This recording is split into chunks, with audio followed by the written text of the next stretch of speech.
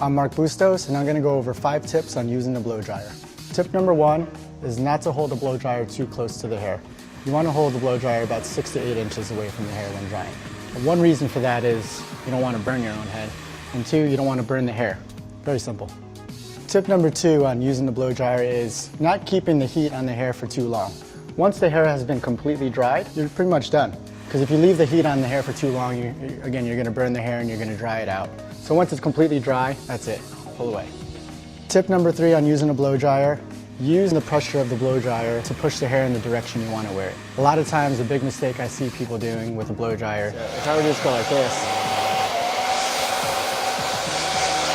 you can already see the frizziness starting to take place and do the hair. So if you want to wear your hair over to the right and smooth it out to the right, put the concentrator on and direct the pressure of the air in the direction you want to wear the hair. And if you don't have a brush, you can totally just use your fingers and kind of give it a little bit of a tug. So tip number 4 is using the blow dryer to increase or decrease volume. You can use the blow dryer to do either one. So if I want it to be a slightly flatter in through the back area over here and a little bit higher in through here, all I'm really going to do is use the pressure of the blow dryer to push the hair down. And as I work to the front, I'm going to lift the hair up and out of the root to increase some volume. See the profile.